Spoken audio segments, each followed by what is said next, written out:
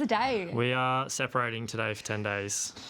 And by separating, we actually mean renouncing our lives to meditate as monks would. In this video, we are taking you on a journey of what it's like to leave your life behind, to say goodbye to all of your attachments, your technology and comforts, to learn the ancient meditation practice, Vipassana. We share a before and after of this milestone journey, after meditating for 11 hours per day with our deepest lessons, takeaways and hardships during this incredible transformation. At the end of this video, we share how anyone can also experience and learn this technique with centers all over the world, so make sure you follow along until the end. And if you're new to our channel, we're Sarah and Adam, a married couple who quit our jobs in Australia to travel the world, to find and experience deep internal transformation and share it with as many people as possible. And it would mean the world to us if you could subscribe to the channel and like and share this video to support our growth. Anyway, let's get into this video. It's the day. We are separating today for 10 days. It's not our first rodeo. We've done Vipassana in the past, separately though. We've never done it together. Yeah, mine was 3 years ago when I first did Vipassana, so it's been a little while. This is my third time. I did it last year in July, so I'm doing it again 12 months later, which is what they recommend. And yeah, we will just be meditating for 10 days straight, basically, for like 11 to 12 hours a day. A lot of meditating. And I've only done it once before, so I have not upkept the meditation since then. Like little bits and pieces, but definitely not what the standard would be to stay a Vipassana meditator. Yeah, so what you do the 10 days and then they recommend doing 1 hour in the morning, 1 hour at night. I've been pretty good. I do meditate a lot. I really like it. It's really good for myself personally. I think it's good for everyone, but I get a lot out of it when I do it. Yeah. And I find a million excuses not to meditate. But when I do it, I really like it. So just getting there. So we're gonna get there to help set up this morning. It's like a big center. It's called Dharma Gaya, and there's about 40 plus meditators that will be there. It's like a full donation based thing. So there will be servers to cook us food. And all that sort of stuff. We have our own room and a shower and just a little bed. But we basically get there and hand our phones and all of our electronics over, and we'll just have clothes and toiletries, basically. That's it. So no books, no reading, no writing, no instruments, nothing to keep you entertained at all. Yep. No outside contact. So we've just said goodbye over messages to family and friends. This goes like hand in hand with what we just did in our water fast. And if you haven't seen our water fasting vlog, definitely check it out. That was for our bodies, a lot of our minds too, actually. You know, I felt like I grew a lot mentally and spiritually with that water fast, but this is about purifying the mind with this meditation technique. So Vipassana is taught by the Buddha. The Buddha, that was what he passed down through his disciples like thousands of years ago. And it's all about self-observing. So the mind is, I guess, a tool that we have as human beings. And a lot of us identify with our minds thinking that we are our mind. And the technique teaches you to see your mind and only observe it. So the word Vipassana actually just means to see as it is. Yeah, you learn to just be. You don't have to do. Very grateful because the servers that are there, so there is like 40 meditators and then there's people serving. So your meals are all cooked for you. You have your breakfast, your lunch, there's no dinner, there's tea or fruit in the afternoon. But now we're old students because we've done it before. There's no fruit for us. So they say when you're meditating, at the end of each day, there's a discourse, and a guy named Goenka, S.N. Goenka, he brought Vipassana to the Western world. So he built these centers all over the world, and they're just everywhere. And he mentions that one Vipassana meditator in a family changes the dynamic of that family, but also the community, because that person is like on the path to enlightenment, and that can affect a family. And people that do Vipassana spread so much light around, and yeah, it's a big process. He explains it like it's a brain surgery. So the first day you're like opening up your own brain and start to like take out all the junk and all of the attachments and all of the programs that are limiting you. Yeah, so we won't be with each other for 10 days. We won't have any physical touch to anyone else, like no gestures or anything, no eye contact, no speaking, just completely individualized. So everyone's journey is so their own experience. And when you get to the final day, you can speak to other people, the meta day it's called. And it's always interesting to hear how someone else's journey went, because you spend 10 days beside someone that you've never spoken to, and then at the end you hear how they went. Maybe if you want to talk to anyone, which I didn't want to last time. Yeah, normally you're pretty like reserved. Yeah. It can be a process of reintegrating back into the world. And when we finish on the Sunday, so the next Sunday, which is 11 days away, we fly to Korea like a few hours later. I'm so excited. First walk. It's the first night, first walk. So It's going massive into Seoul. the stimulus is going to be like from 0 to like 100. Like that is the definition of 0 to 100 is going from Vipassana to going to Seoul in a few hours. So I don't know. We love doing things extreme. It's probably going to be like a different style of vlog because we don't have that storytelling capability of shooting every day and getting information. So it's kind of just going to be like what you're watching right now, and probably in a few seconds you'll watch us at the end of the 10 days, and it'll be magical. I do think you'll see a physical shift as well in like faces, our eyes and everything. So we can Probably share the that. way we speak. We'll probably speak a lot slower and a lot more intentful. Ooh, I'm nervous. How are you actually feeling? I'm excited. You're excited? Yeah. I'm This is so my. nervous. I feel like this is my jam. In saying that, yeah, I'm definitely nervous because I know what it's like. You go from maybe 1-2 hours of meditating a day to all day every day, and I just remember how tired you are by the end of the day, and then your head hits the pillow to go to sleep, and within a second the gong's waking you up to start meditating again in the morning, and you're like, oh my god, and you just know as soon as you wake up at 4, you are meditating until 9:30 at night. So I think I'm most nervous to wake up at 4 a.m. yeah, I've I don't been- care about that. I'm nervous that I won't get out of bed. Yeah. Anyway, we will stop there, I reckon. Yeah, we'll see you in 11 days. Big love. We'll see you in probably a few seconds though, because it's going to switch. But for us, we'll see each other in 11 days.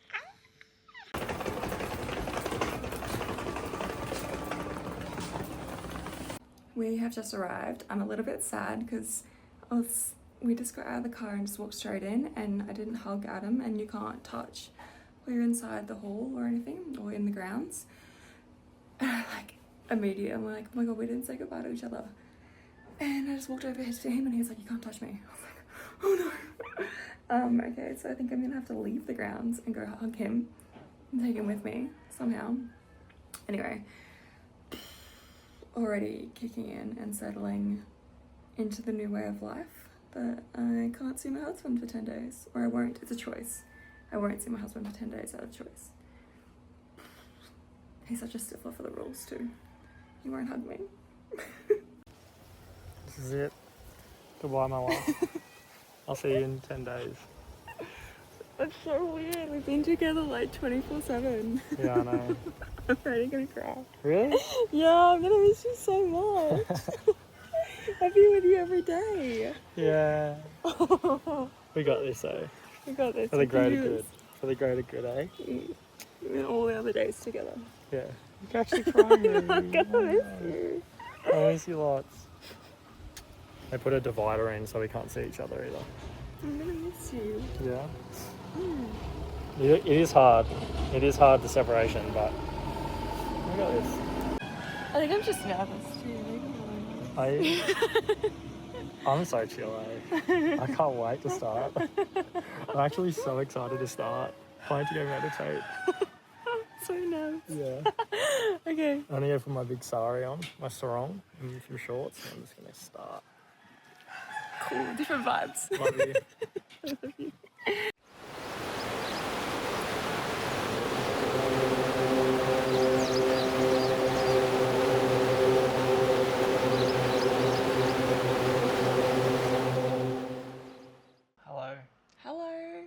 see you again.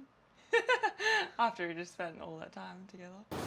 Welcome to Korea. South Korea. We made it. We made it. It's been 26 hours of travel. We we were segregated for 10 days, and in the meditation hall we were right up the front, but on opposite sides of the meditation hall. Actually so funny because I couldn't help myself. I always kept like trying to look at Adam and see how he was going. And so I'd walk into the hall and sit down and just like have a little peek over, have a stare, or like during the discourse, which is the videos at night. We'll tell you about that. Our experience was incredible. I feel like I've just unlocked so much more awareness within myself, and I feel so much peace within my mind. The past 12 months for me personally has been really challenging. I've had a huge identity shift and a lot of health challenges, and I think my mind had gotten itself into a lot of fear sort of habits, and I just felt those dissolve over the 10-day period. It's like everyone should know. Everyone should do this. Everyone should understand this technique. Yeah. They say that during the discourses, the nightly videos, the teacher, Goenka, he mentions, he's like, you'll have a feeling that you want every single person you've ever met to do Vipassana, and it's absolutely true, because we just know how much it has changed our lives since we've both done, this is my second course, the first one being 3 years ago, but that was completely life-altering and just such a gift. You learn to retrain the mind to observe rather than react, because our minds are always reacting to the current stimulus. So say you're looking at something, your mind is like, oh, it could be better, or you're judging it and analyzing it instead of just seeing it for what it is and saying that is what it is, and it doesn't need to be any more or any less. And when you start to retrain your mind, reprogram it, you walk around in this present moment and you see the simplest things as so joyful and so amazing. Definitely feel after that experience that when you meditate in a confined, very rigid and structured environment like that, where there's no other external influence, that you truly realize that meditating is a part of our human experience. And that's not just for like, oh, I'm not a meditator. Like, everyone is a meditator. And I think everyone should meditate. Everyone should learn meditation. It's not hard. It's just you need to be persistent in learning any sort of technique. Like, there's a lot of techniques out there, but I think it's like part of human evolution that, we are so connected and attached to our minds, and we don't actually realize that our mind and our body are not ours. When we pass on, they're two things that don't come with us. Only our spirit is taken. And if you just did like 20 minutes or 10 minutes per day and you're in a very like quiet place, you can just get into touch with your spirit, and you get this different like sense of the world, and you can just see it for what it is. And instead of just getting so caught up in, just this rat race that I think this world's in, and we're living in this society now that is so advanced, and we're just probably not supposed to be living like this, but that's as it is. Like, that's how we are living, and meditating is a way that allows you to be still in that. If there's anything we want to, like, any sort of message we want to get out there, it's that, like, find a practice like this. Like, we also do a lot of yoga, and this is really the key to happiness and peace. Like, we have done a lot of this stuff for the last few years, and now that's gotten us to this place where we can travel the world. If there's any message here, it's just maybe go, like, consider doing a Vipassana. So, wherever you are in the world, there's over 100 centers, Asia, Australia, Europe, like even in Africa, like all over America, Canada, like there's so many, and it's all donation based. You literally just go online, sign up for a 10-day course. And the reason it's donation based is because like students do a course and they feel so good that you feel so much love and compassion that you want someone else to do the course. So they're like, I'm going to give 10 days of my life to donate my time so that someone can come in and learn this technique. And that is them in the kitchen cooking. They might even not even know how to cook. Like, they're cleaning up the facility. They're making sure that the meditators just have 10 days to just meditate and learn the technique. And that's how the wheel of Dharma goes around. It's like you learn the technique, you feel so good, you serve, and then you donate. And that's how this has been going on for so long. So we are like super avid and super passionate about Vipassana, and we would just want to share this with the world. And if you want any more information, if you have any questions, inbox us or DM us, and we'll like set up a time to like have a good chat with you, and give you as much information as possible. Sounds like 10 days is going to be it. When you haven't done it, the thought of doing 10 days and leaving your normal life for 10 days seems absolutely mind-boggling. Like, how could you possibly do that? And then after you've done the experience, like 10 days just feels like a drop in the ocean. So wrapping up this video, we love Vipassana. We're going to keep doing it. We plan to serve next year when we will be in Thailand at the start of the year, and probably do another sit. So we plan to do this forever. You know, like, I have aspirations of potentially becoming an assistant teacher one day, which is a long, long journey.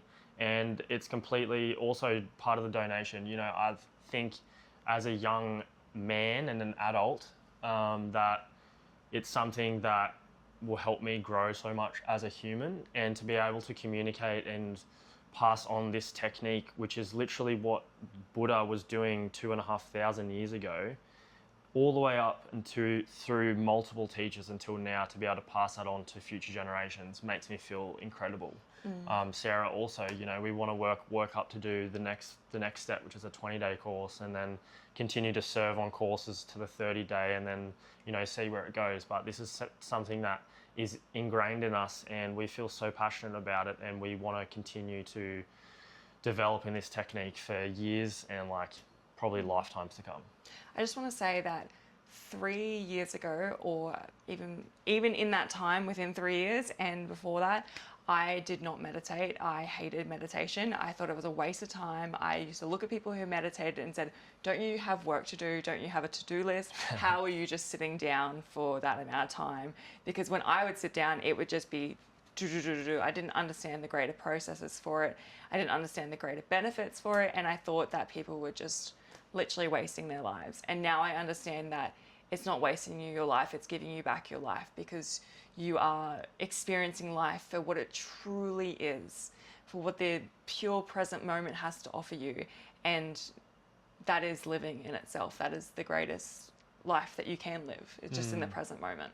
You become so much more productive too. Yeah, you do. Yeah. You do. Anyway, so thank you for watching this video. I hope you have gained a lot of insight from our experience, and if you have any questions, please let us know. And if this video has interested you, please comment, like, share, and subscribe.